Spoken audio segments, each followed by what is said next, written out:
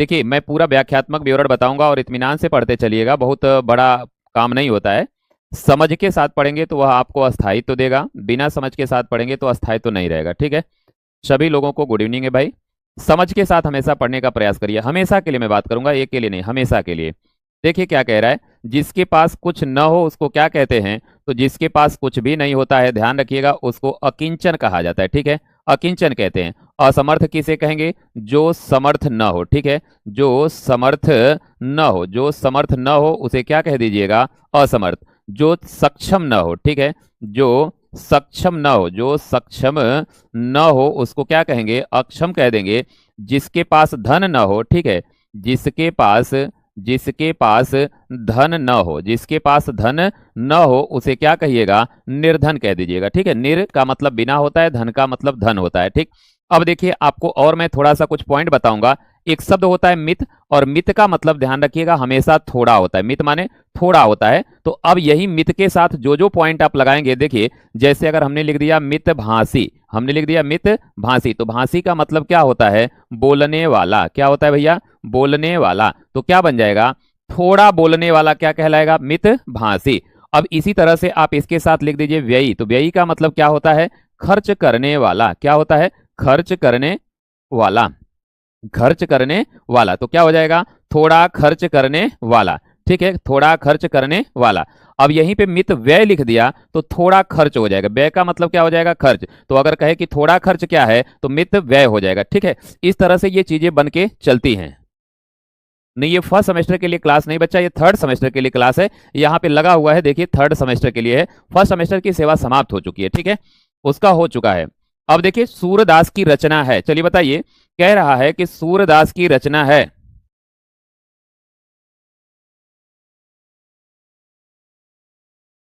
चलिए बताइए भैया, देखिए सूरदास की रचना है, थर्ड सेमेस्टर है भाई। सूरदास की रचना की अगर बात करें तो क्या बताइएगा, साहित्य लहरी बता दीजिएगा। ठीक है, प्रेम वाटिका पूछे किसका है, तो ध्यान रखिएगा यह रस खान का है। ठीक ना, किसका है, तो प्रेम वाटिका। साथ ही साथ इन्हीं की आपको मिल जाएगी दान लीला, दान लीला। ये सब रचनाएं किसमें हैं, तो ध्यान रखिएगा ये सब रचनाएं हैं किसकी, रस खान की। और रस खान को कहते क्या हैं, तो पीयूष वर्षा कवि कहा जाता है। ठीक है, पीयूष वर्षा कवि कहा जाता है। इनकी कविताओं से अमृत की बरसात होती है, मतलब आनंद की अनुभूति होती है, इसीलिए इनको पीयूष वर्षा कवि के नाम से जाना जाता है। कहाँ पर नीचे लगा दिया भैया फर्स्ट सेमेस्टर, ये थर्ड सेमेस्टर में पढ़ा रहा हूं, मैं आपको बता रहा हूं। ठीक है, आप ध्यान रखिएगा। अच्छा, दोहावली की बात करें तो किसका है, ध्यान रखिएगा दोहावली है किसकी, तो तुलसीदास की है। किसकी है भाई, तुलसीदास की रचना रही है यह। ठीक है, तुलसीदास की है। और झरना की बात करें, चाहे लहर की बात कर ली जाए, चाहे आंसू की बात कर ली जाए, झरना है, लहर है, आंसू है, चाहे कामायनी है, कामायनी है, ये सब रचनाएं किसकी हैं, तो ध्यान रखिएगा ये सारी रचनाएं किसकी हैं, जय शंकर प्रसाद की हैं। किसकी हैं भैया, जय शंकर प्रसाद की रचना है। सूरदास की अन्य रचनाओं पर अगर विचार विमर्श करेंगे ना, तो सूरदास यहाँ पे चले आएंगे, सूरदास इनको कहते क्या हैं ये भी जान लीजिए। तो पहला पॉइंट, इन्हीं को हम लोग ब्रज भाषा का सम्राट भी कहते हैं। क्या कहते हैं, ब्रज भाषा का इनको सम्राट कहा जाता है। ब्रज भाषा का सबसे अच्छा प्रयोग इन्होंने ही किया था। ठीक है, उसके अलावा इनको क्या कहते हैं, तो इन्हीं को वात्सल्य रस का सम्राट भी कहा जाता है। ठीक है, वात्सल्य रस का इन्हीं को सम्राट भी कहा जाता है। ठीक है, वात्सल्य रस का सम्राट कहते हैं। इसके अलावा क्या कहते हैं इनको, तो हिंदी साहित्य का सूर्य भी कहा जाता है। ठीक है, हिंदी साहित्य का इन्हीं को सूर्य भी कहा जाता है। ठीक है, इन्हीं को हिंदी साहित्य का सूर्य कहते हैं। इन्हीं को विठलनाथ ने पुष्टि मार्ग का जहाज भी कहा है। पुष्टि मार्ग का जहाज कौन है, मतलब मोक्ष दिलाने वाले कौन है, कि पुष्टि मार्ग को जहाज जाता हो, जो कछु लेना है सो ले, तो इन्होंने कहा था वल्लभा विठलनाथ ने। इसके अलावा इन्हीं को क्या कहा गया है, तो इन्हीं को खंजन नयन कवि भी कहते हैं। ठीक है, खंजन नयन कवि के नाम से भी जाना जाता है। रचना की तरफ बढ़ेंगे तो एक आपको सूर सागर मिल जाएगा। ठीक है, सूर सागर मिल जाएगा, साथ ही साथ सूर सारावली मिल जाएगा, और साथ ही साथ उधर लिख दिया गया है साहित्य लहरी। क्या हो जाएगा, साहित्य लहरी। ठीक है, साहित्य लहरी भी हो जाएगा। और इनकी ये जितनी भी रचनाएं हैं बच्चा, ये ध्यान रखिएगा सारी रचनाएं किस भाषा में है, तो सारी की सारी ये ब्रज भाषा में। ठीक भैया, सारी की सारी रचनाएं किस में है, ब्रज भाषा में है। ठीक है, ये भी अगर पूछे किस में है तो ध्यान रखिएगा ब्रज भाषा में है, सारी की सारी ब्रज भाषा में है। चलिए आगे बढ़ जाए ना, आगे देखिए। अगला कह रहे हैं निम्न में से संयुक्त व्यंजन नहीं है, कौन ऐसा है जो संयुक्त व्यंजन नहीं है? ठीक है,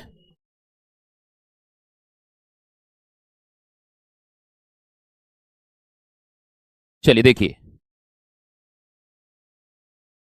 कह रहा है संयुक्त व्यंजन नहीं है। संयुक्त व्यंजन को ही और किस नाम से जानते हैं? तो ध्यान रखिएगा, इसे ही मिश्रित व्यंजन भी कहते हैं, ठीक ना। इसे क्या कहते हैं भैया? तो इसी को हम और आप मिश्रित व्यंजन के नाम से भी जानते हैं। ये है कौन कौन सा? अगर इसकी बात करिएगा तो एक छ होता है, एक त्र होता है, एक ज्य होता है, एक स्र होता है। ये बने कैसे हैं ये भी ध्यान रखिएगा। तो इसका निर्माण होता कैसे है? तो क धन स से होता है, इसका निर्माण त धन र से होता है, इसका निर्माण ज धन इ से होता है, और इसका निर्माण श धन र से होता है। ठीक है, ये ऐसे बने हुए हैं। तो आप देख पा रहे होंगे कि कौन सा नहीं होगा? री होगा। री क्या है? तो ये ध्यान रखिएगा, आपका यह मूल स्वर है। क्या है? मूल स्वर है। साथ ही साथ इसको हमेशा के लिए तत्सम स्वर भी कहा जाता है। ठीक है, यह तत्सम स्वर की श्रेणी में भी आता है। ठीक है, इसको तत्सम स्वर के नाम से भी जानते हैं। क्लियर है? ये थर्ड सेमेस्टर की आपकी हिंदी चल रही है, परेशान न होइए। ये वाला प्रश्न आपको आ सकता है, ध्यान रखिएगा, इंपॉर्टेंट करेंगे। ये प्रश्न आ सकता है, महत्वपूर्ण है। कह रहा है पूरब और उत्तर के बीच की दिशा को हम और आप क्या कहते हैं?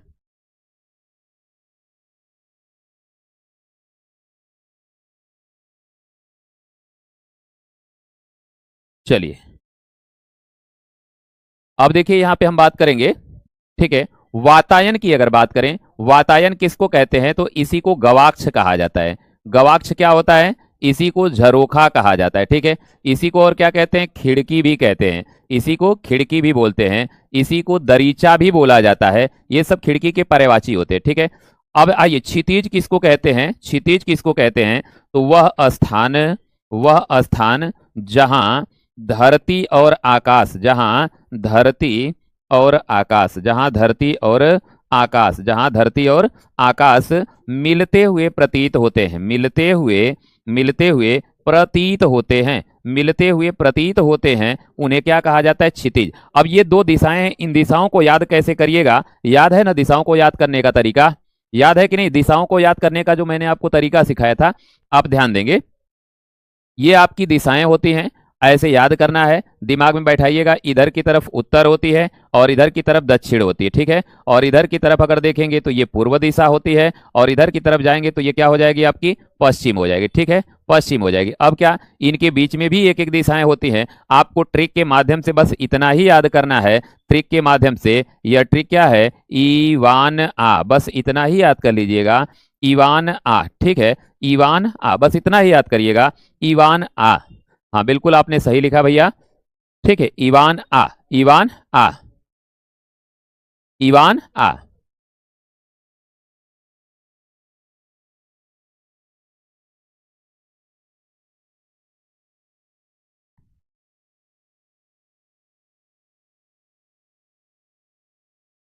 चलिए देखिए, ईवान आ, ये ठीक हुआ ना?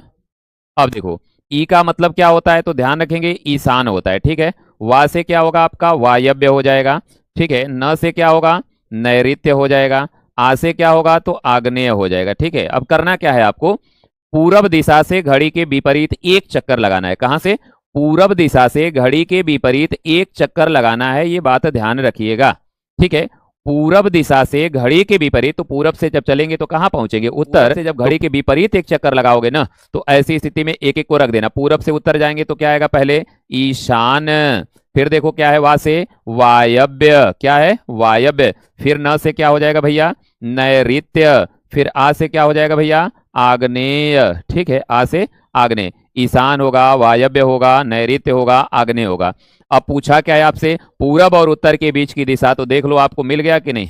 बोलो, याद हुआ कि नहीं हुआ? चलिए बताइए भैया, सही से याद हुआ कि नहीं है? याद हुआ कि नहीं हुआ? चलो बताओ भाई, सही रहा ना? अब आगे बढ़ते हैं। अगला क्वेश्चन, हिंदी में मूलतः नहीं, निम्न में से मूलतः हिंदी का विराम चिन्ह कौन सा है? हिंदी का विराम चिन्ह कौन सा है?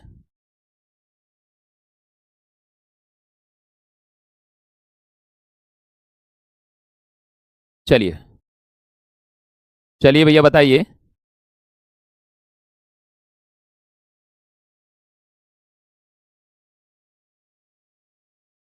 आइए देखिए क्या कह रहा है। मूलतः कौन सा होगा? उत्तर बताएंगे? चलिए, बहुत अच्छा भाई। पूर्ण विराम, ठीक है, पूर्ण विराम। देखिए सबसे पहले हम बात करेंगे पूर्ण विराम की, ठीक है, पूर्ण विराम। इसी को क्या कहा जाता है मेरे भाई? तो फुल स्टॉप भी कहा जाता है, ठीक है। फुल स्टॉप कैसे रहेगा? इस तरह से खड़ी पाई के रूप में रहेगा। ये पहला हुआ। दूसरे की बात करेंगे तो दूसरे नंबर पे आएगा अपूर्ण विराम, और अपूर्ण विराम को ही क्या कहा जाता है? तो विसर्ग चिह्न कहा जाता है, ठीक है। अपूर्ण विराम को हम क्या कहते हैं मेरे भाई? तो विसर्ग चिह्न के नाम से जानते हैं। ये होता है आपका अपूर्ण विराम। अगर तीसरे नंबर पे जाएंगे तो तीसरे का नाम क्या होता है? अर्ध विराम, और अर्ध विराम हो जाएगा आपका इस तरह से, ठीक है, ये अर्ध विराम हो गया। इसी प्रकार चौथे नंबर पे जाएंगे तो हमको क्या मिल जाएगा? अल्प विराम मिल जाएगा, ठीक है, अल्प विराम, ये अल्प विराम हो जाएगा।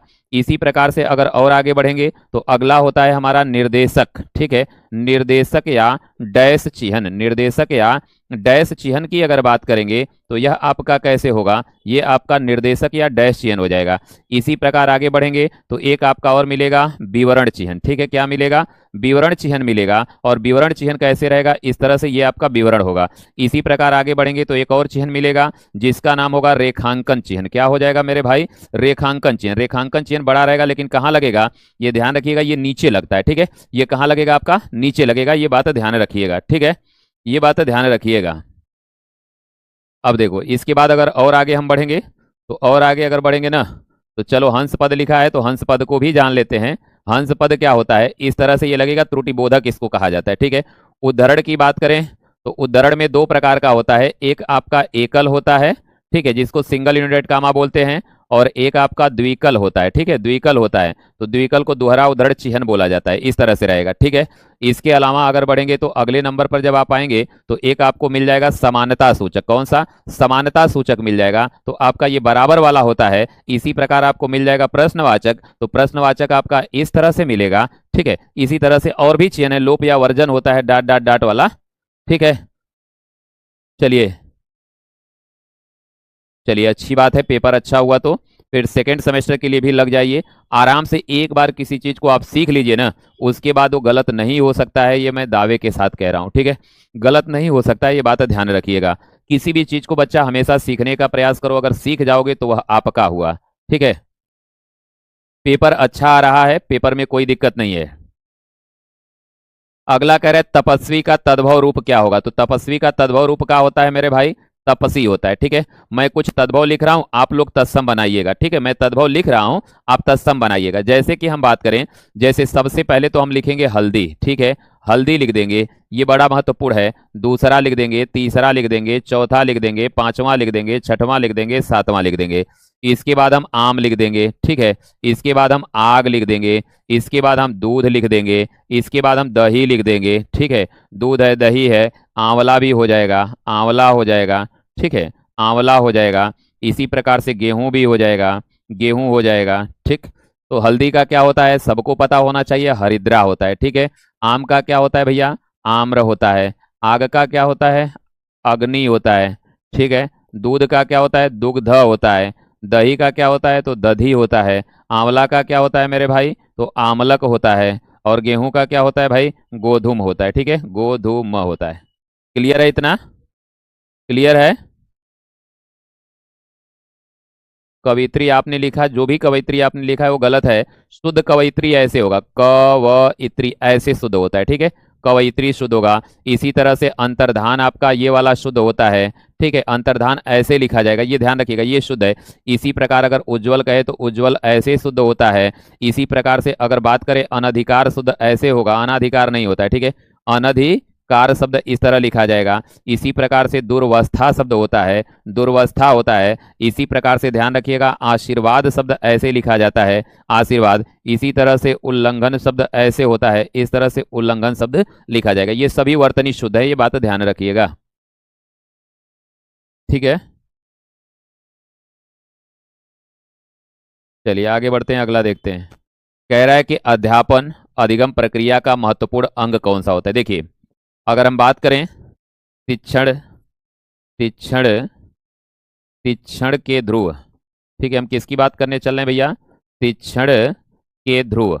अगर शिक्षण के ध्रुव की बात की जाए ना तो एडम्स महोदय ने क्या बताया? एडम्स एडम्स के अनुसार अगर देखा जाए तो एडम्स ने कहा है कि दो ही होते हैं, कौन कौन से होते हैं? तो एक आपका शिक्षक होता है और दूसरा शिक्षार्थी होता है। क्या होता है? शिक्षक है और शिक्षार्थी है, ठीक है। और यहीं पे जब हम जाते हैं जॉन डीवी के अनुसार, किन के अनुसार हम जाएंगे? जॉन डीवी के अनुसार जब हम और आप जाएंगे, जॉन डीवी के अनुसार, तो जॉन डीवी महोदय ने क्या किया? इसके तीन ध्रुव बता दिया, ठीक है। पहला कौन सा था? शिक्षक था। पहला कौन सा? इनका भी मानना था कि शिक्षक है। दूसरा कौन सा रहेगा भैया? शिक्षार्थी रहेगा। और तीसरे की बात करेंगे तो पाठ्यक्रम होता है, ठीक है, पाठ्यक्रम। तो इन सब में जो सबसे इंपॉर्टेंट होता है वो कौन सा होता है? शिक्षार्थी होता है, क्योंकि वह रहेगा तभी यह शिक्षक की भी जरूरत पड़ेगी और पाठ्यक्रम की। याद कैसे करिएगा आप लोग इनको? अगर याद करना होगा तो कैसे याद करिएगा? ये देखो, एडम्स ए आ रहा है, जॉन डीवी में जे आ रहा है, तो ए पहले आएगा, तो इनके अनुसार दुईयट है, दो पहले आएगा। यहाँ जॉन डीवी जे बाद में आया, तो यहाँ पर क्या हो जाएगा? तीन, ठीक है।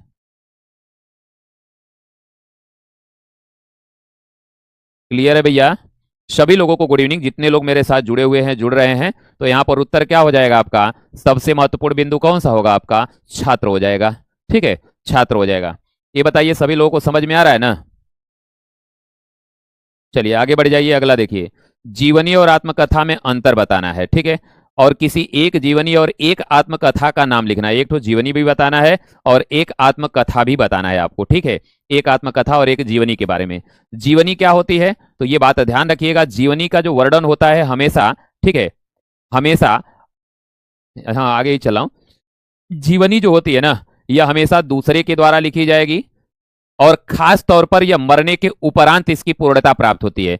आत्मकथा जो होती है हमेशा जीते जी लिखी जाएगी, और ठीक है,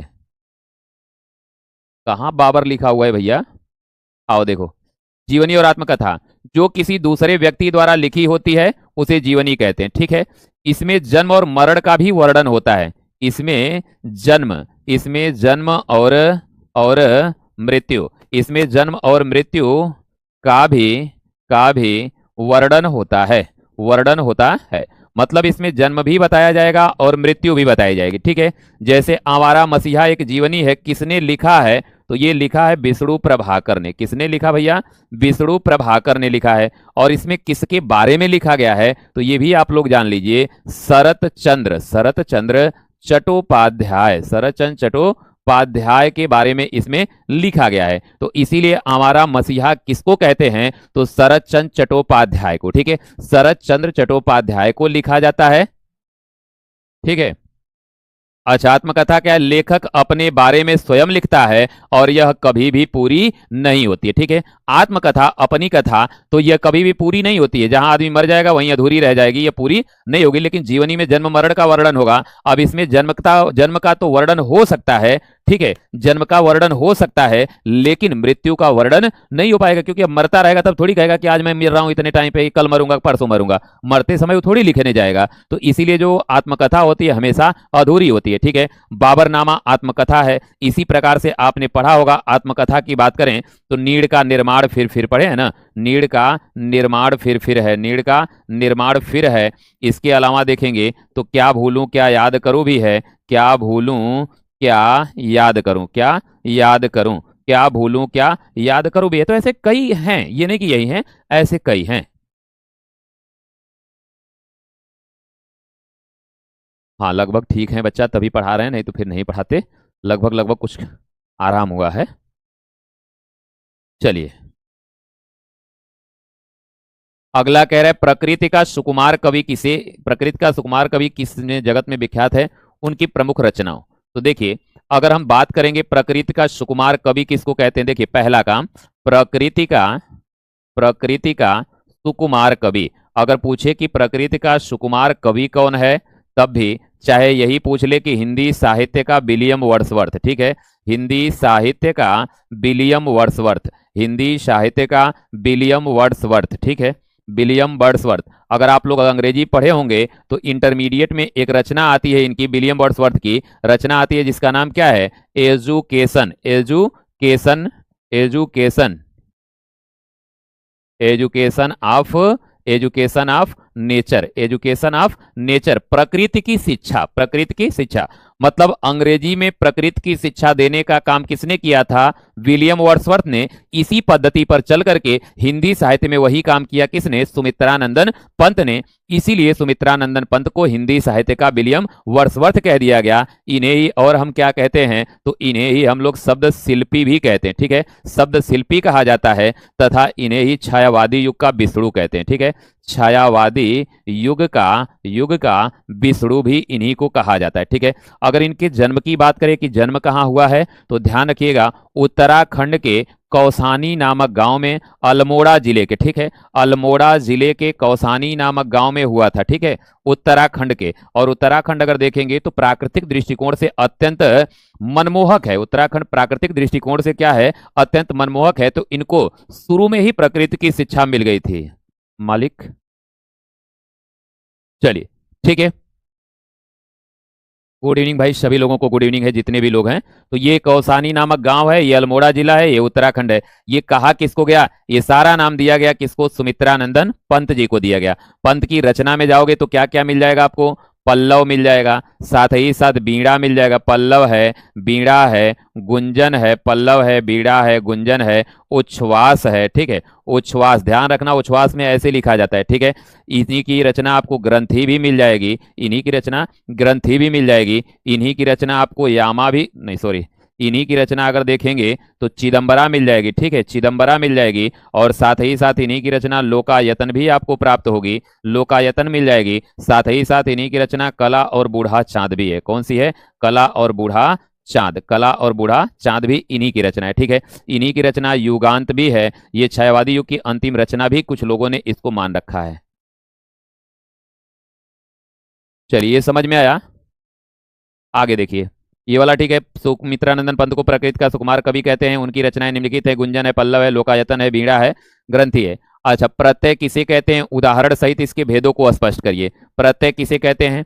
तो पहली बात, कभी भी आप परिभाषा लिखें तो देखो कुछ चीजों को एकदम सटीक ध्यान से रखिए। कभी भी आप परिभाषा लिखें ना, जब परिभाषा लिखें कभी भी, ठीक है, परिभाषा कभी भी लिखे तो पहला काम उसे डबल इंडेड कामा में जरूर लिखिएगा, क्योंकि लिखित परीक्षा में ये बड़ा इंपॉर्टेंट होता है। ठीक है, हाँ, नीड़ का निर्माण, फिर नेह का आह्वान, फिर इन्हीं का है, हरिवंश राय बच्चन का है। ठीक है, वही चीज है। अब देखो, तो होगा क्या? प्रत्यय शब्दांश होते हैं, तो क्या बनेगा? वे शब्दांश जो किसी मूल शब्द के, जो किसी मूल शब्द के, किसी मूल शब्द के पीछे जुड़कर, मूल शब्द के पीछे जुड़कर उसके अर्थ को, उसके अर्थ को, उसके अर्थ को परिवर्तित या विशेषता ला देते हैं। उसके अर्थ को परिवर्तित या विशेषता ला देते हैं। परिवर्तित या विशेषता ला देते हैं, उसे प्रत्यय कहते हैं। उसे प्रत्यय कहते हैं। ठीक है, और ऐसे खड़ी पाई लगा के डबल इंटर कामा बंद। अब इससे और बेहतर करना हो ना, इससे और बेहतर करना हो तो क्या करिएगा? यहां लिखिएगा ऐसे कि इसका सूत्र परश्च होता है। ठीक है, इसका सूत्र परश्च, ऐसे लिख दिया बस, इसका सूत्र परश्च होता है। तो सामने वाले व्यक्ति को लगेगा कि वास्तव में कहीं ना कहीं इस बंदे के पास जानकारी है। ठीक है,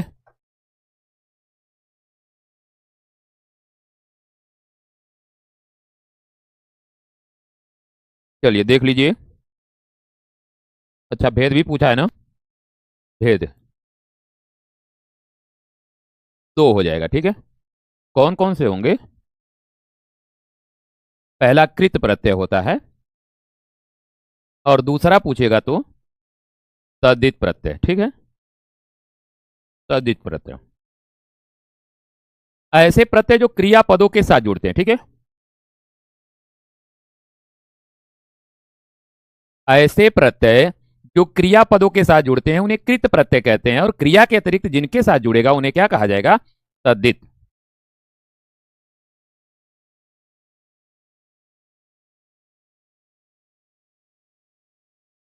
देखिए क्या कर रहा है। प्रत्यय के अंतर्गत किसी शब्द के अंत में कोई अक्षर अथवा शब्दांश लग जाने से उसका अर्थ परिवर्तित हो जाता है, उसे प्रत्यय कहते हैं। जैसे कड़वाहट में जोड़ दिया है, कृत और तद्धित दो प्रत्यय होते हैं, ठीक है। चलिए, ये समझ में आया, यहां तक क्लियर है। क्रिया अथवा धातु के, देखो प्रत्यय बता दे रहे हैं, पूरा ऐसे बोल दे रहा हूं, ध्यान से सुन लीजिएगा। वे शब्दांश जो किसी मूल शब्द के पीछे या बाद में जुड़ करके नए शब्द का निर्माण करते हैं, या उसके अर्थ को बदल देते हैं, या चमत्कार उत्पन्न करते हैं, उसी को हम लोग किस नाम से जानते हैं? तो प्रत्यय के नाम से जानते हैं। प्रत्यय के भेद कितने होते हैं? तो दो भेद होते हैं। पहला होता है कृत। ऐसे प्रत्यय जो क्रिया या क्रिया के मूल रूप में जुड़ते हैं उन्हें क्या कहते हैं? कृत प्रत्यय कहते हैं, ठीक है, कृत प्रत्यय कहते हैं।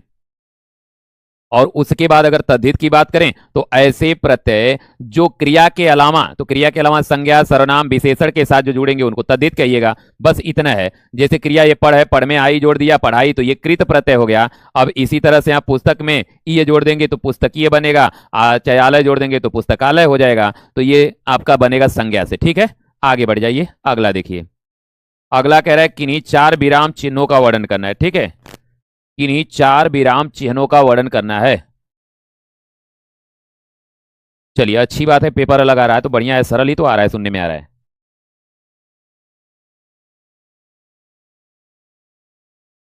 चलिए, खुश रहिए भैया, सभी लोग खुश रहिए, मस्त रहिए।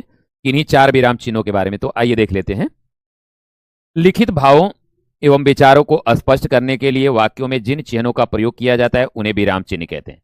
किसी भी भाव को प्रकट करने के लिए जहां कहीं भी रुकते हैं तो रुकने की स्थिति या दशा को विराम कहते हैं, और उनके स्थान पर जो चिन्ह लगाया जाता है उसी को हम क्या कहते हैं? विराम चिन्ह के नाम से जानते हैं। पहला है पूर्ण विराम। इस विराम चिन्ह का प्रयोग, ठीक है, इस विराम चिन्ह का प्रयोग वाक्य की समाप्ति के उपरांत किया जाता है, या जब किसी भावार्थ को पूरा पूरा प्रकट कर लिया जाता है तो वहां पर हम इसका प्रयोग करते हैं। देखिए क्या कह रहा है, सभी प्रकार के वाक्यों के अंत में पूर्ण विराम चिन्ह का प्रयोग किया जाता है।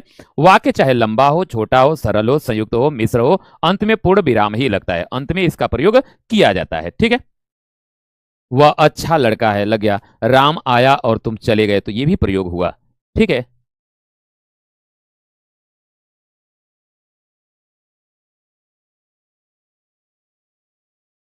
अगला देखो, अल्प विराम चिन्ह।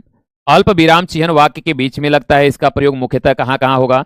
एक ही प्रकार के कई शब्दों का प्रयोग होने पर प्रत्येक शब्द के बाद अल्प विराम चिन्ह लगाया जाता, लेकिन अंतिम शब्द के पहले और चाहे तथा का प्रयोग कर देते हैं। जैसे बद्रीनाथ, ये लग गया, द्वारिका नहीं होता है, शुद्ध तो भैया द्वारका होता है, ठीक है, द्वारका होता है, द्वारका हो जाएगा, लग गया। रामेश्वर और लग गया, पूरी भारत के प्रसिद्ध चार धाम है। यह जो लगा है यहाँ पर, ये सिंगल लगा दीजिएगा, लगाना है तो, ठीक है। ये किसी का स्टेटमेंट थोड़ी है, कथन थोड़ी है।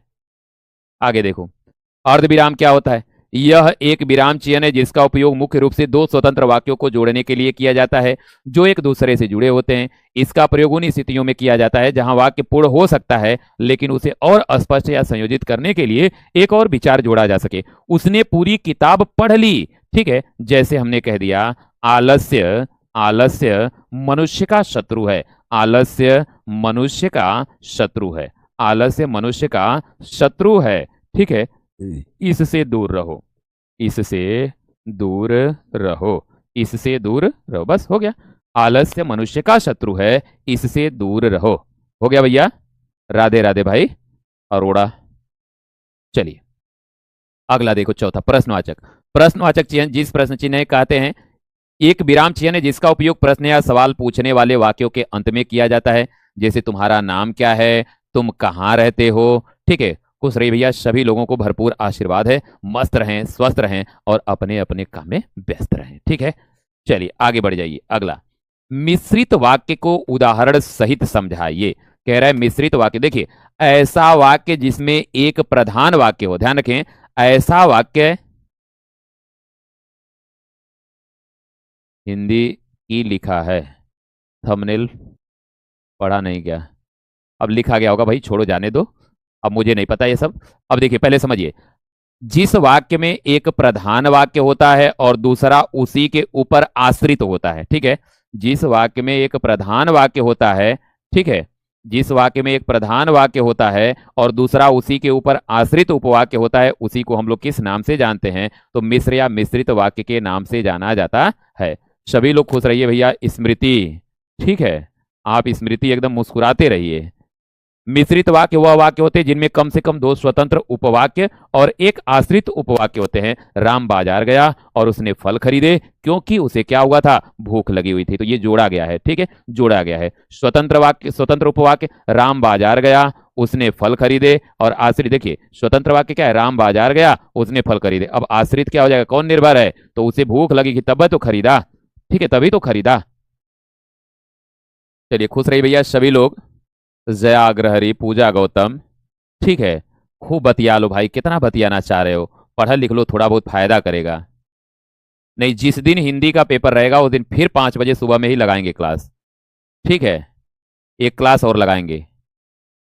चलिए देखिए, सामासिक पद किसे कहते हैं, देखिए समास के द्वारा बने हुए शब्दों को सामासिक पद कहते हैं। समास का अर्थ संक्षेप करना, दो या दो से अधिक शब्द कुछ हिस्से को त्याग कर जब संक्षेप रूप में एक नए शब्द का निर्माण करते हैं तो उसे सामासिक पद कहते हैं। देखिए आइए हम बता देते हैं इधर, ये आपका होता है समास, ठीक है। समास शब्द बना कैसे है, तो ये बना है समधन आस से बना है, ठीक है, समधन आस। सम का मतलब क्या होता है, सम्यक रूप से, क्या होता है भाई, सम्यक रूप से होता है। और आस का मतलब क्या होता है, तो बैठाना चाहे रखना होता है, ठीक है, बैठाना या रखना होता है।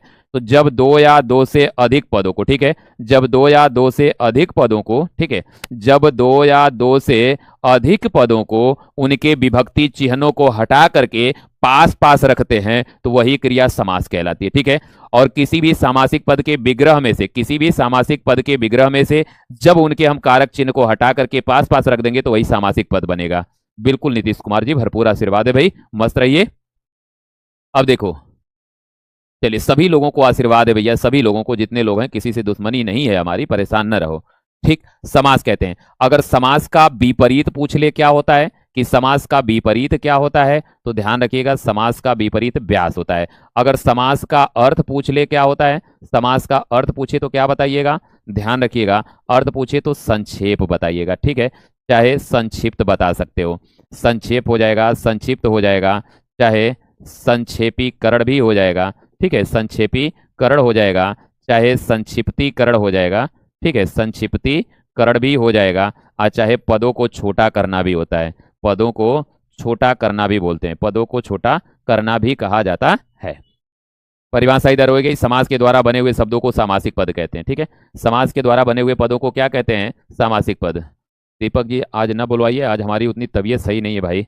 राजपुत्र, राजा का पुत्र, दिन रात, दिन और रात। आगे देखिए, किसी एक त्योहार पर अपने शब्दों के स्वतंत्र अभिव्यक्ति देना है, मतलब आपको जैसे आ रहा हो, ठीक है, जैसे आ रहा हो वैसे आप इसको प्रकट कर सकते हैं, वैसे जिस तरह से आपको आ रहा है उस तरह से आप प्रकट कर सकते हैं। बिल्कुल सभी लोगों को आशीर्वाद है भाई, बिट्टू रावत, ठीक है। देखिए क्या है, हमारा राष्ट्रीय पर्व जैसे ले लिया गया 15 अगस्त। रूपरेखा क्या होती है, सबसे पहले प्रस्तावना होती है, प्रस्तावना का मतलब क्यों ऐसा किया गया, ठीक है, क्यों ऐसा किया गया भाई, क्यों मनाया गया, ठीक है। अब देखिए, 15 अगस्त 1947 को स्वतंत्रता की प्राप्ति उत्सव का कार्यक्रम और अंतिम में उपसंहार। तो रूपरेखा लिख देने से, एक डायग्राम बना देने से कि हमको इसमें क्या क्या लिखना है, ठीक है।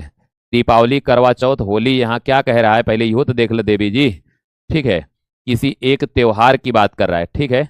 और त्योहार, ये राष्ट्रीय पर्व है, ये हम लोग पर, तो त्योहार में लिख सकते हो, कोई बात नहीं, होली हो जाएगा, दिवाली हो जाएगा, होली है, दिवाली है, ईद है, बकरीद है, ठीक है, ये सब हो जाएगा, ईद है, बकरीद है, त्योहार, करवा चौथ हो जाए। लेकिन हम लोग बात कर रहे हैं यहाँ पे राष्ट्रीय पर्व की, ठीक है, राष्ट्रीय पर्व की हो जाएगा भाई। त्योहार पर दिया है तो त्योहार जो दिया रहा है उस पर लिख दीजिएगा, कोई दिक्कत नहीं है। अब देखिए, कह रहा है प्रस्तावना, आज हम स्वतंत्र हैं परंतु 15 अगस्त 1947 से पहले हम पराधीन थे। पराधीन का मतलब होता है दूसरे के बस में, क्या होता है, पराधीन का मतलब दूसरे के वश में होता है, ठीक है। स्वतंत्रता पाने के लिए 1857 ईस्वी में क्रांति हुई थी, याद होगा 1857 में मंगल पांडे, हाँ हाँ करवा चौथ चलेगा, पूरा लिख लिया भाई, तो नंबर वो दे वाला समझ जाए कि तुम्हारा दशा का है, ठीक ना, वो जान जाई तो का। हमेशा हम मर्यादित भाषा का प्रयोग जब करेंगे तो वह प्रभावी होती है कॉपी, ठीक है। प्राइस तो नहीं बच्चा, जो लोग बैच खरीदे हैं वो किताब उन्हीं को मिल रही है, जिसमें हिंदी स्वयं मैंने लिखा था, ठीक है, हिंदी मैंने स्वयं लिखा है उस पुस्तक में। भारतीय वीरों ने अपने बलिदान दिए, सुभाष चंद्र बोस, महात्मा गांधी, जवाहरलाल नेहरू आदि के नेतृत्व में स्वतंत्रता संग्राम की लड़ाइयां लड़ी गई। अंत में 14 अगस्त 1947 की रात्रि 12 बजे हमें स्वतंत्रता प्राप्त हुई। ठीक, अब देखिए स्वतंत्रता की प्राप्ति 15 अगस्त 1947 को प्रातः 8 बजे लॉर्ड माउंटबेटन को गवर्नर जनरल की शपथ दिलाई गई। संसद भवन पर राष्ट्रीय ध्वज फहराया गया और 31 तोपों की पहली बार सलामी दी गई थी। ठीक है, 31 तोपों पर। इसके बाद पंडित जवाहरलाल नेहरू को भारत का पहला प्रधानमंत्री, मतलब स्वतंत्र भारत का प्रथम प्रधानमंत्री किसे चुना गया था? तो पंडित जवाहरलाल नेहरू को। हाँ, मंगल पांडे बलिया के नगवा नामक गांव के रहने वाले थे। बलिया के थे, नगवा नामक गांव में मेजर ह्यूसन को उन्होंने ही तो मारा था।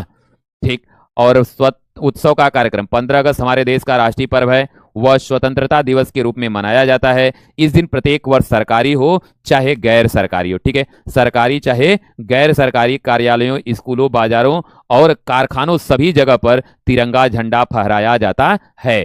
ठीक है, इस दिन सजावट की जाती है और उत्सव मनाए जाते हैं। दिल्ली के लाल किले पर भारत के प्रधानमंत्री द्वारा राष्ट्रध्वज फहराया जाता है। इस अवसर पर विद्यालयों में राष्ट्रीय गीत भी गाया जाता है। लोगों ने उस दिन सही सही खून की कीमत पहचानी थी, जिस दिन बर्मा में सुभाष ने उनसे मांगी कुर्बानी थी। अंसारी जी क्या पूछ रहे हैं भैया, हम ध्यान नहीं दिया आपकी बात को। ठीक है, अब बहुत पूछना उछना रहे, सीधे हमारे इंस्टाग्राम से जुड़ जाइए, हिंदी भाई अखिलेश सर। ठीक है, चलिए धन्यवाद भैया। YPS की चीजें आपको समझ में आ रही हैं। यूपी टेट की ज्वाइन करने के लिए शैलेश क्लासेस का एप्लीकेशन बिल्कुल 25 में करके आएंगे, घबराइए नहीं। ठीक है, क्या करना है, यूपी टेट के लिए आपको शैलेश क्लासेस का एप्लीकेशन डाउनलोड करिए, सारी चीज़ें वहीं डिटेल मिल जाएगी आपको। अगर वो भी नहीं मिलता है तो इधर तो नंबर नहीं कहीं लिखा हुआ है, हो सकता है पहले पेज पर रहा हो। ठीक है, पहले पेज पर नंबर रहा होगा या शुरुआत में कहीं ना कहीं पा जाएंगे शैलेश क्लासेस का एप्लीकेशन का नंबर, कोई भी टीम का, तो वहां से आप लोग बात कर सकते हैं। ठीक है, जरूर होगा। और जुड़ करके देखिएगा, वास्तव में आनंद की अनुभूति न हो तो हमें बताइए। लगभग ठीक है बच्चा, अब कुछ तबीयत ठीक हुई है इसीलिए आपकी क्लास ले रहा हूँ, सुबह में तो नहीं ले पाया था। चलिए, ये सब तो हो गया ना, आगे देखो। भाषा शिक्षण में मौन वाचन को महत्व करिए। मौन वाचन के महत्व को स्पष्ट करना है कि मौन वाचन क्या है। देखिए, मौन पठन करने से पठन की गति में तीव्रता आती है। मौन वाचन मतलब चुपचाप पढ़ना। ठीक है, चुपचाप पढ़ना। जब हम मौन वाचन करते हैं तो मौन वाचन में हम बहुत तेजी से बढ़ते हैं, लेकिन जब हम चिल्ला चिल्ला करके और बोल बोल के यदि पढ़ते हैं, ठीक है, कैसे चिल्ला चिल्ला के और बोल बोल के यदि हम पढ़ते हैं, ठीक है, बोल बोल के चिल्ला चिल्ला के पढ़ेंगे तो ऐसी स्थिति में क्या होगा, ऐसी स्थिति में जब चिल्ला करके हम बोल करके पढ़ेंगे तो ऐसी स्थिति में समय ज्यादा लगेगा, ऊर्जा ज्यादा लगेगी। तो यहाँ मौन पठन करने से पढ़ने में बड़ी तेजी होती है, पढ़ने में बहुत तीव्रता आती है।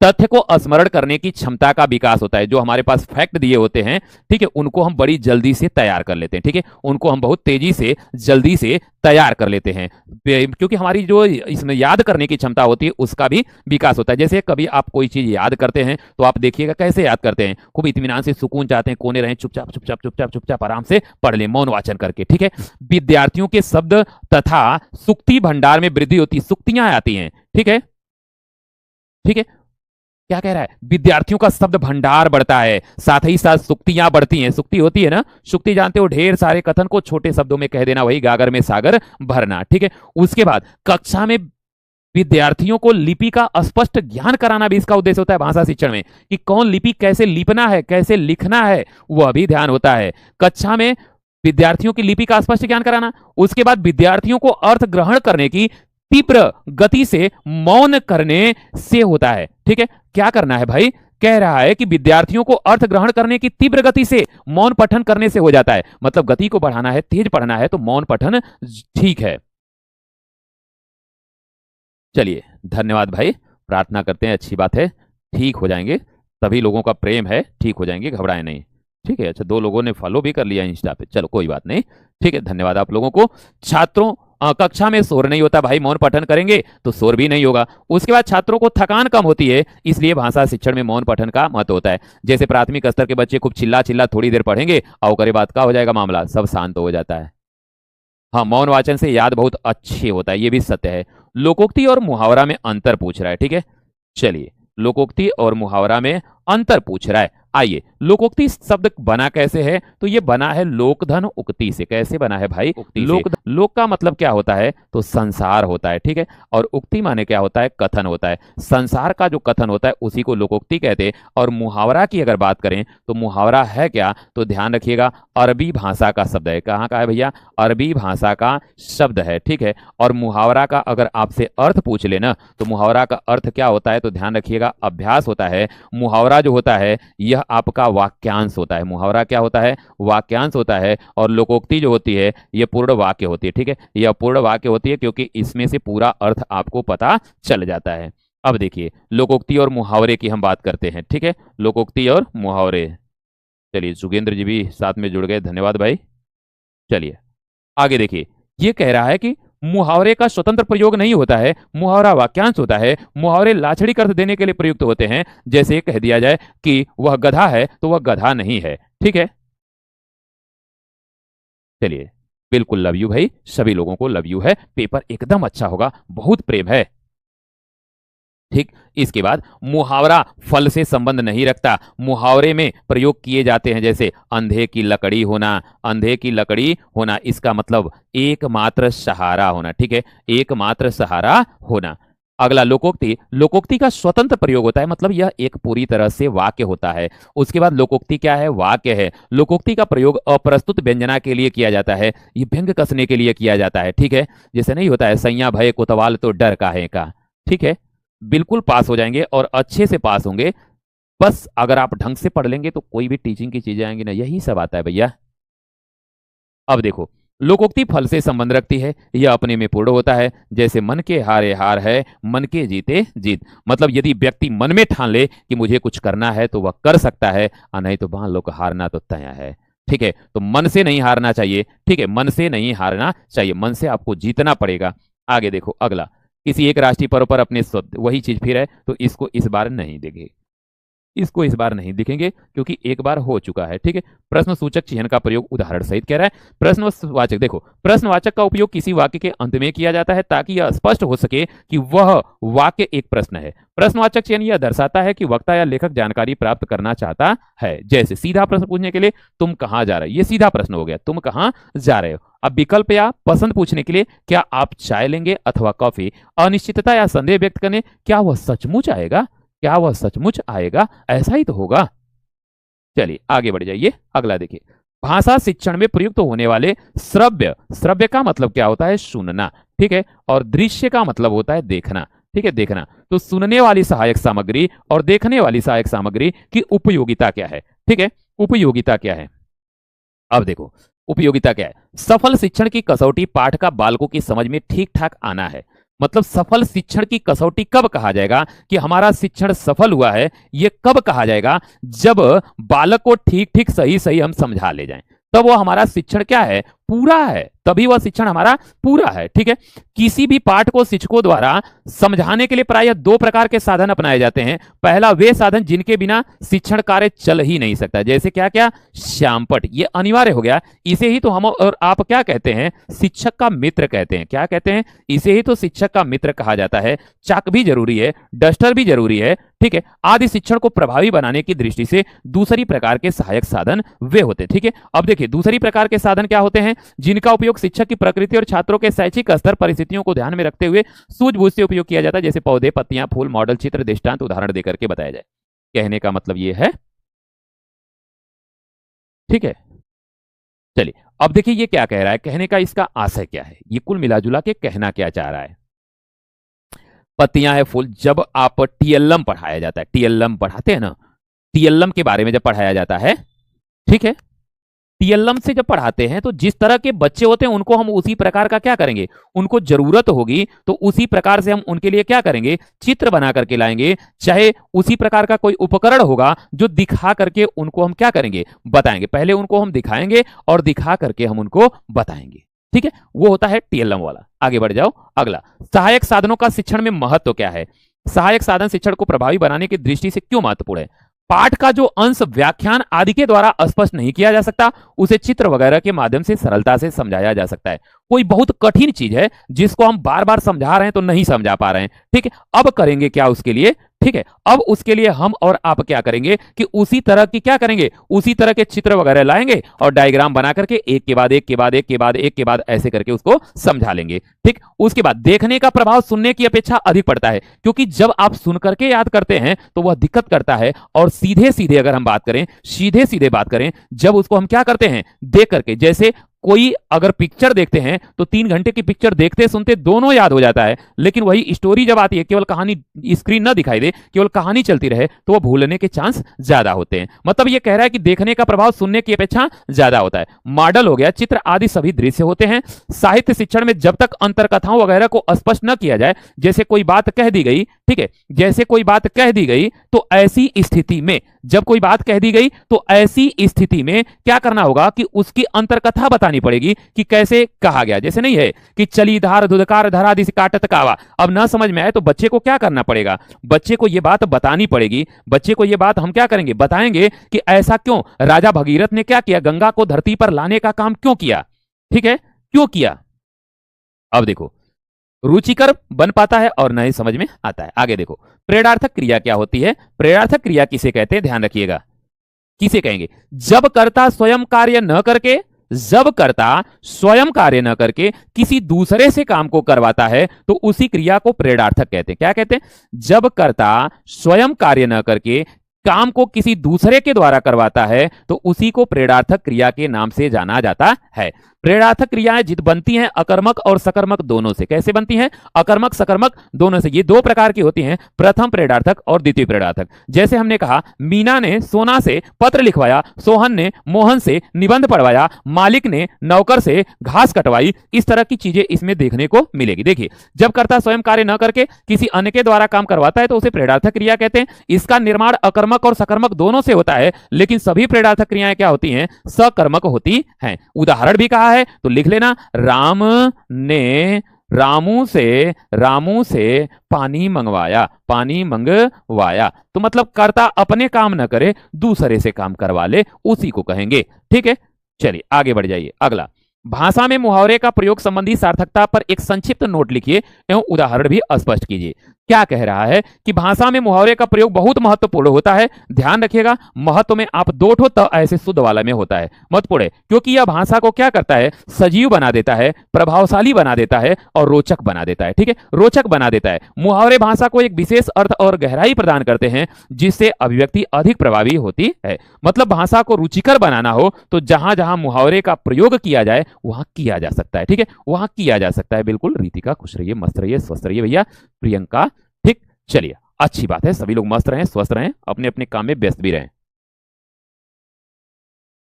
अब देखो आगे, अगला, मुहावरों भाषा में अभिव्यक्ति को प्रभावशाली बनाना है। पहली विशेषता क्या हो गई कि अभिव्यक्ति को प्रभावशाली बनाना। मुहावरे भाषा को अधिक प्रभावशाली और आकर्षक बनाते हैं। वे शब्दों के सामान्य अर्थ से हटकर एक विशेष अर्थ व्यक्त करते हैं जिससे सुनने वाले या पढ़ने वाले पर गहरा प्रभाव पड़ता है। दूसरा क्या है कि भाषा को सजीव करना। मुहावरे भाषा को निरस्ता से बचाते हैं और उसे सजीव और रोचक बनाते हैं। और तीसरे की बात करें, अर्थ स्पष्ट। कभी कभी मुहावरे किसी बात को स्पष्ट करने या उस पर जोर देने का भी काम करते हैं, ठीक है। चलिए, इनोसेंट बिल्कुल भरपूर आशीर्वाद है भैया।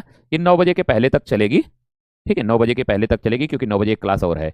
इसके बाद अगर देखेंगे, भाव और विचारों को व्यक्त करना। मुहावरे किसी व्यक्ति के भाव और विचारों को सटीक रूप से व्यक्त करने में मदद करते हैं। और पांचवें की बात करें तो सांस्कृतिक संदर्भ क्या कहता है, मुहावरे किसी संस्कृति और समाज के बारे में भी जानकारी प्रदान करते हैं। आगे देखिए, लिखित और मौखिक अभिव्यक्ति में सुधार भी होता है। मुहावरे के प्रयोग से बच्चों में लिखित और मौखिक अभिव्यक्ति के कौशल का विकास होता है, टेक्स्ट बुक के अनुसार है, ठीक है। और संदर्भ में समझने में मदद होती है, मतलब अर्थ को समझने में मदद मिलती है। मुहावरे किसी भी तथ्य को संदर्भ में आसानी से समझा देते हैं कि किस संदर्भ में इसका प्रयोग किया गया है। जैसे आंखों का तारा, क्या कह रहा है भाई, आंखों का तारा कह रहा है, तो आंखों के तारा का मतलब अगर देखेंगे तो क्या आएगा, बहुत प्रिय होना, ठीक है। 9 2 11 होना, भाग जाना, अंगूठा दिखाना, साफ साफ मना कर देना, ठेंगा दिखाना, ठीक है। और आंखों में धूल झोंकना, धोखा देना। एग्जाम में भूल जाता है तो उसके लिए आपको अभ्यास करना जरूरी है, ठीक है। पेपर आप ही को देना पड़ेगा, जब देना पड़ेगा तो आज नहीं तो कल तैयार करके बैठिए ना। यही चीजें फिर आपको यूपी टेट है, सी टेट है, सुपर टेट है, टीचर बनेंगे तब भी यही चीजें मिलेंगी। तो इसलिए हम कह रहे हैं, हमारे कहने से मान लो कि पढ़ ही लो ना ढंग से, आज नहीं तो कल पढ़ना है तो आज ही पढ़ लेना। औपचारिक अनौपचारिक कह रहा है। औपचारिक और अनौपचारिक कथन में मुख्य अंतर यह है कि औपचारिक कथन एक औपचारिक और सम्मानजनक और मानकीकृत का प्रयोग करता है, जबकि अनौपचारिक कथन बोलचाल की भाषा। इनको कैसे समझिएगा, देखिए औपचारिक का मतलब समझ लीजिए राजभाषा। राजभाषा, राजभाषा ना समझ में आए तो सरकारी कामकाज की भाषा। कौन सी? सरकारी कामकाज की भाषा। सरकारी कामकाज की भाषा जो होगी वो अनौपचारिक में प्रयोग किया, औपचारिक में होगा। और ये सामान्य बोलचाल की भाषा, ठीक है, सामान्य बोलचाल की भाषा, जो सामान्य बोलचाल की भाषा होती है ये वाली, देख लो ये हो गया ना। बोलचाल की भाषा संक्षिप्त शब्दों में व्यक्तिगत शैली का उपयोग करते हैं, खूब घसीट पसीट के जैसे चाहे वैसे बोल लेंगे, ठीक है। आगे देखिए अगला क्या कह रहा है। औपचारिक कथन भाषा क्या होगी? भाषा है कि औपचारिक सम्मानजनक और मानकीकृत भाषा का उपयोग किया जाएगा। व्याकरण, व्याकरणिक नियमों का कड़ाई से पालन किया जाता है। शब्दावली, सटीक और व्यापक शब्दों का उपयोग किया जाएगा। संदर्भ, व्यावसायिक, शैक्षणिक या कानूनी स्थितियों में किया जाएगा। उदाहरण, आधिकारिक पत्र, रिपोर्ट, कानूनी दस्तावेज, इन्हीं चीजों में इसका प्रयोग किया जाएगा। हाँ हाँ बच्चा, ऑफलाइन में अपनी सेवा देता हूँ, ठीक है। अनौपचारिक कथन क्या है? भाषा देखिए क्या है कि बोलचाल की भाषा होगी, संक्षिप्त शब्द होंगे, व्यक्तिगत शैली जैसे चाहे घसीट सीट के बोलने कोई दिक्कत नहीं रहेगी, ठीक है। बोलचाल के अपने भाषा में जो बोलेंगे वो अनौपचारिक कहलाएगा, जैसे नहीं होता है हम लपेट लपेट के बोल देते हैं, उस तरह की चीजें रहेंगी, ठीक है। और व्याकरण, व्याकरणिक नियमों का कम कड़ाई से पालन होगा, किसी चीज का ध्यान नहीं दिया जाएगा, जैसे चाहे वैसे आवा पढ़ा न कहा जात बा ऐसे करके, ठीक है। और शब्दावली, बोलचाल के शब्दों, संक्षिप्त शब्दों और स्लैंग का उपयोग किया जाता है, मतलब लपेट उपेट के बोल दिया जाएगा इसमें। आगे देखो अगला क्या कह रहा है। श्रेणी है औपचारिक कथन, अनौपचारिक कथन। अभिवादन के लिए क्या करेंगे आप? औपचारिक में प्रिय, महोदय चाहे महोदया। अनौपचारिक में क्या प्रयोग करेंगे? हाय, हेलो, नमस्ते, ऐसे ही तो होता है।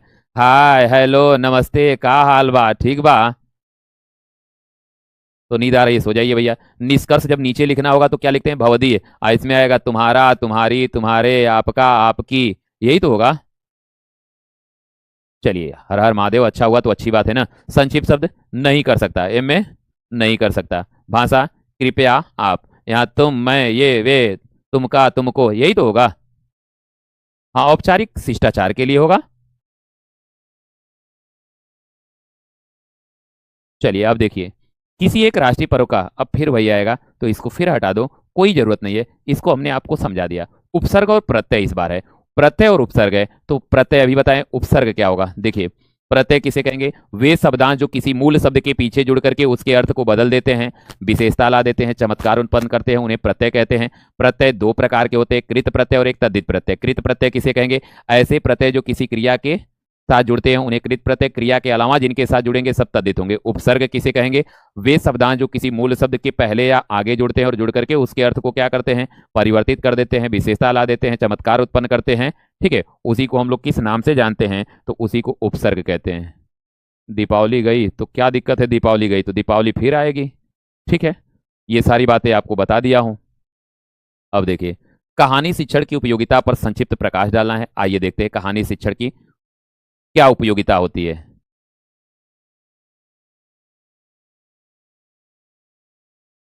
चलिए देखिए क्या कह रहा है कहानी शिक्षण में। कहानी एक छोटी सी वर्णनात्मक गद्य रचना होती है। पहली चीज, कहानी क्या है? गद्य है। और कैसी है? तो वर्णनात्मक होती है, वर्णात्मक रचना होती है, ठीक है। हाँ, उपसर्ग पहले होता है और प्रत्यय बाद में। कहानी एक छोटी सी वर्णनात्मक गद्य रचना होती है, इसमें वास्तविक जीवन को कलात्मक रूप में प्रस्तुत करते हैं, ठीक है। कहानी एक छोटी वर्णनात्मक रचना होती है। कैसी रचना? गद्य रचना, ठीक है, गद्य रचना, ठीक है। क्या कह रहा है? ध्यान रखिएगा, ये कह रहा है, अच्छा धन्यवाद उत्कर्ष। चलिए, क्या कह रहा है कि कहानी एक छोटी वर्णात्मक गद्य रचना होती है, इसमें वास्तविक जीवन को कलात्मक रूप में प्रस्तुत करते हैं। चार्ल बहरेन ने कहा। किसने कहा? चार्ल बहरेन ने कहा, ठीक है। कहानी शिक्षण की उपयोगिता, छात्रों में मौखिक रूप से विचारों को प्रस्तुत करने की कला का विकास करते हैं। मतलब छात्र अपनी बात को मौखिक रूप से कहीं भी क्या करें, कहीं भी क्या करें, कहीं पर वो प्रकट करते हैं, ठीक है। तो उसी को क्या कहते हैं? ये विशेषता हो जाएगी। स्वस्थ मनोरंजन करना, आनंद प्रदान करना कहानी शिक्षण की उपयोगिता है। यथार्थ और आदर्श जीवन की शिक्षा देना, कहानियों के माध्यम से ही तो पता चलता है कि पहले कैसे थे और आज के लोग कैसे हैं, ठीक है। समझ में आया?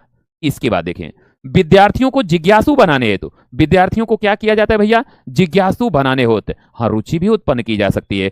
विद्यार्थियों में स्मरण शक्ति व कल्पना शक्ति का विकास करना, कठिन बातों को आसानी से बोधगम्य बनाने हेतु भी इसका प्रयोग किया जाता है। कहानी द्वारा बालकों में रुचि भी उत्पन्न होती है, इसीलिए तो बालक कहानी का बड़ा इंटरेस्ट लेता है। चलिए अच्छी बात है, यूपी पुलिस में हो गया तो अच्छी बात है, पढ़ाए रहे होंगे, पूरा पूरा तो आया ही रहा होगा, बहुत बहुत बधाई हो भाई। कभी आइएगा इलाहाबाद तो जरूर एक बार मिलिएगा, इतना कहेंगे, नंबर तो आपके पास होगा ही होगा, ठीक है, नंबर तो होगा ना हमारा, नहीं होगा तो जुड़ जाइएगा इंस्टाग्राम से भी हिंदी भाई अखिलेश सर के साथ, नहीं तो नंबर किसी से ले लीजिएगा, नहीं तो हमको कहेंगे तो हम ही आपको बता देंगे, ठीक है। देखिए दीपावली पर 8 पंक्तियां लिखो, कहाँ गई भैया दीपावली वाली, आ तो गई दीपावली, कह रहे थे दीपावली चली गई, ठीक है, दीपावली आ गई। देखो क्या है, दीपावली हिंदुओं का पवित्र त्योहार है। दीपावली क्या है भैया, हिंदुओं का पवित्र त्योहार है। यह त्योहार कार्तिक मास की अमावस्या के दिन मनाया जाता है। इसे दीपों का त्योहार भी कहा जाता है, ठीक है, दीपों का त्योहार भी कहा जाता है, ठीक है। इसी दिन भगवान राम 14 वर्ष का वनवास पूरा करके अयोध्या लौटे थे, तभी से यह त्योहार बड़े धूमधाम से मनाया जाता है, ठीक है, तभी से यह बड़े धूमधाम से मनाया जाता है, ठीक है। चलिए किसी के पास हो तो भाई टाइप कर दो, वहीं कमेंट में चला जाएगा, उसमें कौन बहुत बड़ी बात है। इस अवसर पर सभी अपने घरों और दुकानों की सफाई करते हैं। इसी अवसर पर हम लोग अपने घरों की सफाई करते हैं, ठीक है, घर द्वार पूरा बढ़िया से साफ सुथरा किया जाता है, ठीक है। अब देखिए अगला क्या कह रहा है, घरों को दीपों और मोमबत्तियों से भी सजाया जाता है, खूब सुंदर सुंदर घर लगने लगते हैं जब इनको सजा दिया जाता है, ठीक है। इस दिन पर लोग पटाखे भी जलाते हैं। इस दिन माता लक्ष्मी और भगवान गणेश की पूजा भी होती है। दीपावली का त्योहार हमें अंधकार पर प्रकाश की विजय की शिक्षा देता है, ठीक है। चलिए हाँ 14 वर्ष का वनवास इसी दिन तो पूरा करके आए थे। चलिए आगे बढ़ते हैं, अगला प्रमुख विराम चिन्हों को उदाहरण सहित स्पष्ट करिए। तो विराम चिन्ह तो आपको बता ही दिया गया था, तो यहाँ वही वाले हैं, देखो ये विराम चिन्ह है, ये सब तो अभी अभी थोड़ी देर पहले बताए हैं इन सभी लोगों को, ठीक है, ये पूरा का पूरा अभी थोड़ी देर पहले ही हुआ था। चलिए आइए आगे, तद्भव तत्सम के बारे में थोड़ा सा हम बता दें, अच्छा रहेगा, ठीक है। हाँ बिल्कुल सेंड कर दीजिएगा, दे दीजिएगा जिनको जरूरत होगी। देखिए तद्भव शब्द के बारे में आओ, खूब इत्मीनान से समझिएगा। तद्भव शब्द बना कैसे है, तो तत् धन भव से बना है।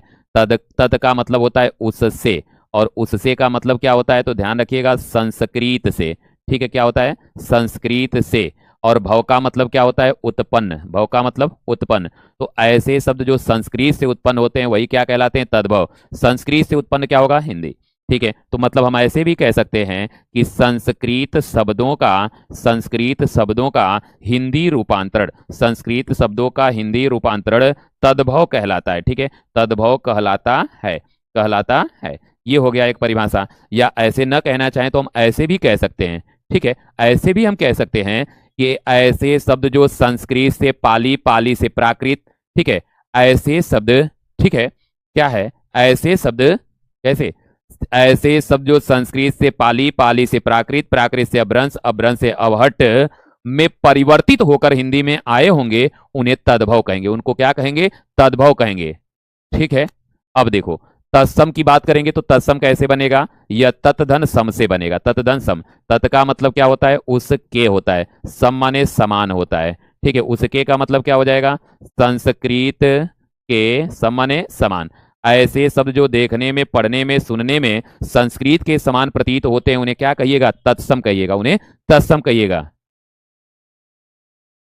हाँ दिवाली पर सूप पीटते हैं वो भी लिख दीजिएगा। हाँ मैं प्रयागराज से ही हूँ, प्रयागराज में रहता हूँ, रहने वाला मैं आजमगढ़ का हूँ, लाट घाट दोहरी घाट क्षेत्र, ठीक है, इलाहाबाद में ही रहता हूँ। किसी को मिलना जुलना रहा कभी आते हैं तो बिल्कुल आप मिल सकते हैं, ठीक है। देखो ये डायग्राम बना के अगर कॉपी लिखोगे आता है तो बड़ा अच्छा नंबर मिलेगा, सामने वाले को ये पता चल जाएगा कि आप बहुत अच्छे से जानकारी रखते हैं, ठीक है। अब देखिए अगला, ऐसे सब जो संस्कृत से परिवर्तित होकर हिंदी में प्रचलित हुए प्रयोग किए जाते हैं उनको हम तद्भव कहते हैं। इसका शाब्दिक अर्थ उससे उत्पन्न या अपने स्रोत से उत्पन्न या संस्कृत से उत्पन्न हो जाएगा। आगे है माथा है, सूरज है, भाई है, आगे का जैसे देखेंगे तो इसका तत्सम अग्र हो जाएगा, माथा का क्या होगा, मस्तक हो जाएगा, सूरज का क्या होगा, सूर्य हो जाएगा, भाई का क्या हो जाएगा, तो भ्राता हो जाएगा, ठीक है, भ्राता हो जाएगा। आगे देखो अगला क्या कह रहा है, तत्सम शब्द, ऐसे शब्द जो संस्कृत से जो के त्यों हिंदी में लिए गए हैं उन्हें तत्सम कहते हैं। इसका शाब्दिक अर्थ उसके समान या संस्कृत के समान ही सीधे जान लीजिएगा होता है। उदाहरण, अस्थि मस्तक। अस्थि का मतलब क्या होता है भैया? अस्थि माने हड्डी होता है, ठीक है, हड्डी होता है, हड्डी होता है। मस्तक किसको कहते हैं? माथा को कहते हैं। सूर्य का क्या हो जाएगा? सूरज हो जाएगा, ठीक है, सूरज हो जाएगा। बिल्कुल। आगे देखिए, लो यही पूरा खत्म हो गया। चलिए पूरा समाप्त हो गया भैया। चलिए, अरविंद कुमार फॉलो आपने किया। चलिए धन्यवाद अरविंद जी, आपको भी। अब ये तो खत्म हो गया भाई, हम सोच रहे थे और जाएगा, इतना ही था, खत्म हो गया। हाँ, सुबह में भोर भोर में सू पीटते हैं। चलो तू आजमगढ़ से हवा तो अच्छी बात बना। दोनों जिला से रहे, अपन नाम बनौले रह, पढ़त लिखत रह, पढ़ल लिखल जरूरी है, पढ़ले लिखले से ना होई। हाँ हाँ एकदम लिख दिया। दरिद्रता भगाना, सूप पीटना।